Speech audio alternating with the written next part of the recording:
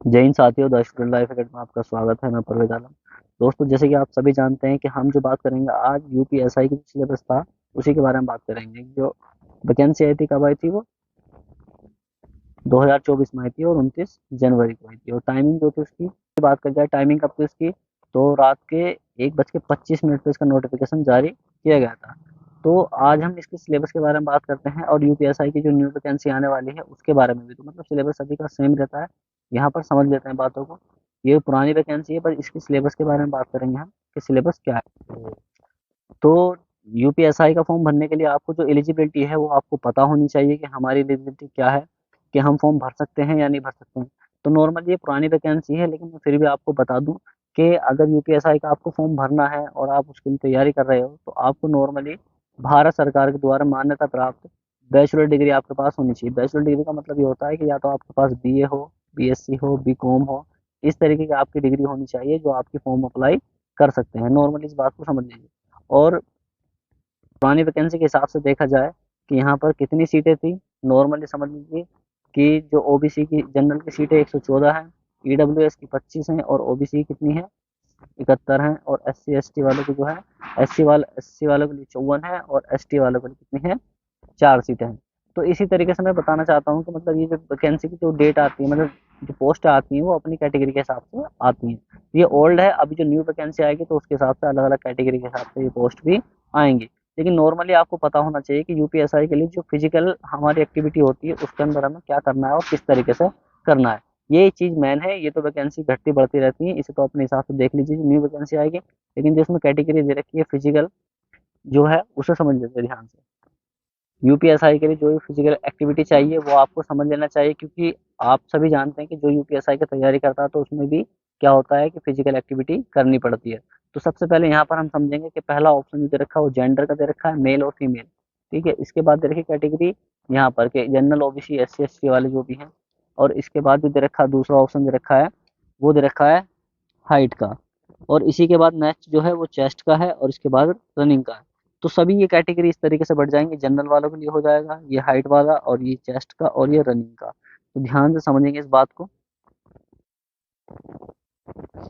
कि मेल, ठीक है, और मेल के लिए क्या, जनरल, ओबीसी, एसटी, ठीक है, इनके लिए जो हाइट चाहिए कितनी चाहिए, 163 सेंटीमीटर चाहिए। ठीक है, 163 इसमें चाहिए। और चेस्ट की जो बात करी जाए तो नॉर्मली कितना चाहिए, 77 से लेकर 82, ठीक है, 5 का ये फुलाव मांगते हैं। ठीक है, और रनिंग की बात करी जाए तो उसमें रनिंग है नहीं, लेकिन दूसरी जो वैकेंसी आती है यूपी गवर्नमेंट के द्वारा जो निकाली जाती है उसमें रनिंग मांगी जाती है 5 किलोमीटर।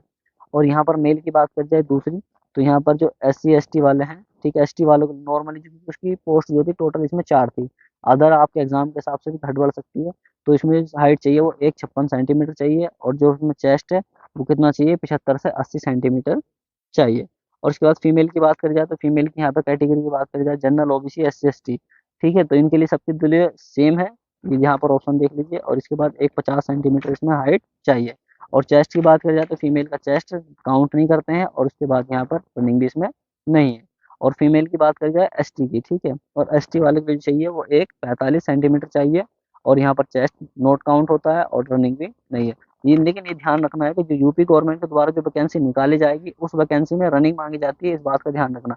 ये पुरानी वैकेंसी थी, मैं इस बिहाफ पे आपको बार बार बता रहा हूँ कि यहाँ पर कितनी चाहिए, 5 किलोमीटर आपको रेस चाहिए। ध्यान रखना यूपी एस आई के लिए। तो सबसे जो मोस्ट टॉपिक है, ठीक है, सबसे ज़्यादा जानकारी आपको करनी चाहिए वो सिलेबस को लेकर करनी चाहिए, क्योंकि देखो आप सभी जानते हैं कि यहाँ पर मेरी मंजिल है, कि यहाँ पर मेरा कोई टारगेट है और उस आते हैं। तो वैसे अगर बात करी जाए किसी वैकेंसी में आपको सिलेक्शन लेना है तो सबसे पहले हमें पता होना चाहिए कि हमें क्या पढ़ना है और क्या नहीं पढ़ना है। अगर मान लो दिन रात पढ़ते रहो और पढ़ने के बाद भी आपको मतलब ये नहीं पता कि मुझे पढ़ना क्या था एग्जाम में और करना क्या था, तो उससे भी बेकार हो जाएगा आपको। ठीक है, तो इसलिए नॉर्मली आपको पता होना चाहिए कि हमें करना क्या है। तो यहाँ पर मैं सिलेबस की बात करने जा रहा हूँ। नॉर्मली मैं कहने का मतलब ये था कि सिलेबस आपको पता होना चाहिए किसी वैकेंसी में अगर आप तैयारी कर रहे हैं। तो यहाँ पर थोड़ा डाउन, अगर बात करी जाए सिलेबस की, तो सिलेबस में क्या क्या चीज़ें आपसे पूछी जाएंगी इस बात को आपको समझ लेना चाहिए बहुत अच्छे तरीके से। मैं यार, तो सबसे पहले आपको पता होना चाहिए कि यूपीएसआई का सिलेबस क्या है। तो सबसे पहले यहाँ पर आपको देखो पूछा जाएगा, सामान्य हिंदी आपसे पूछी जाएगी, सामान्य हिंदी आपसे पूछी जाएगी और कंप्यूटर ज्ञान। और कितने नंबर का पूछा जाएगा, 100 नंबर का पूछा जाएगा। इसके बाद सामान्य जानकारी और समसामयिक विषय, तो यहाँ पर मतलब क्या है, जीके और करंट अफेयर आपसे पूछा जाएगा, और कितने नंबर का पूछा जाएगा, 100 नंबर का। इसके बाद बात करी जाए किसकी, कि मैथ, और मैथ जो पूछा जाएगा आपसे कितने नंबर का पूछा जाएगा, 100 नंबर का पूछा जाएगा। और रीजनिंग की बात करी जाती है, ये भी आपसे 100 नंबर की पूछी जाएगी। तो इस तरीके से टोटल जो है हमारे 400 का अंक इसमें पूछे जाएंगे, ठीक है, इतने नंबर का आपसे जो पेपर होगा। और डिटेल सिलेबस की बात करी जाए, डिटेल सिलेबस क्या है, तो डिटेल सिलेबस आपका ये रहा। और एक बात ध्यान रखना है कि यहाँ डिटेल सिलेबस में दे रखा है, सबसे पहले दे रखा है यहाँ पर जनरल हिंदी, मतलब सामान्य हिंदी रखी। सामान्य हिंदी के ये टॉपिक हैं आपके, यहाँ पर स्क्रीनशॉट ले सकते हैं। और दूसरा दे रखा है, यहाँ पर दे रखा है कंप्यूटर ज्ञान, ठीक है, कंप्यूटर ज्ञान के जितने भी टॉपिक हैं यहाँ पर दे रखे हैं, आप ध्यान से देख लीजिए और एक बार स्क्रीनशॉट ले लीजिए।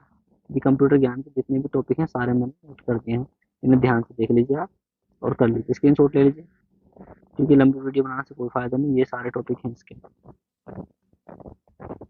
और ये रहा इसके लास्ट के 2 टॉपिक जो कंप्यूटर ज्ञान के थे, ये भी यहाँ पर स्क्रीनशॉट ले लीजिए। और बात करी जाए आपकी जीके की, तो जीके में आपसे सारी चीज़ें आपको दे रखी हैं यहाँ पर, सामान्य विज्ञान, भारत का इतिहास, भारत का स्वतंत्र संग्राम, तो मतलब जितने भी टॉपिक हैं ये सारे यहाँ पर हैं, आप इसे यहाँ स्क्रीनशॉट लेके अपने नोटिस कर लीजिए। और करंट अफेयर की बात करें तो करंट अफेयर ने अलग से खोल के बताया है कि क्या क्या चीज़ें आपसे पूछी जाएंगी, तो करंट अफेयर को इन्होंने यहाँ पर बता दिया है, और जो जीके है वो यहाँ पर बता दी। तो स्क्रीनशॉट ले लीजिए अपना और जल्दी कर लीजिए काम को। और बात करी जाए आपकी मैथ की, तो मैथ की जितनी भी चीज़ें हैं इधर की सारी यहाँ पर अपना नोटिस कर लीजिए और मैथ की भी कंप्लीट कर लीजिए। ये दूसरा ऑप्शन दे रखा है मैथ का, यहाँ पर भी आप कंप्लीट कर लीजिए और स्क्रीनशॉट लेके चलिए, यहाँ पर आपके लिए बहुत फायदा होगा। मानसिक योग्यता, ठीक है, मेंटल, ये भी मैथ का ही है सारा, और ये मैथ का भी आप कवर कर लीजिए इस तरीके से स्क्रीनशॉट। और मैथ का ये कुछ दूसरे लास्ट पॉइंट है, इन्हें भी आप कवर कर लीजिए। इसके बाद जो बात करी जाए किसकी, ये रीजनिंग की, ठीक है, रीजनिंग में आपसे क्या क्या चीज़ें पूछी जाएंगी ध्यान से देखिए और नोटिस कर लीजिए इन बातों को। ये पहला है, पहला कहाँ से पूछा जाएगा, ठीक है, दूसरा जो है यहाँ से पूछा जाएगा। तो इस तरीके से आपकी वीडियो कंप्लीट हो गई है। सिलेबस को अपना नोटिस कर लीजिए, जहाँ पर आप तैयारी करते हैं वहाँ पर आप इसे लिख कर वहाँ पर देखते रहिए और अपने टॉपिक बाई टॉपिक कंप्लीट करते चलिए।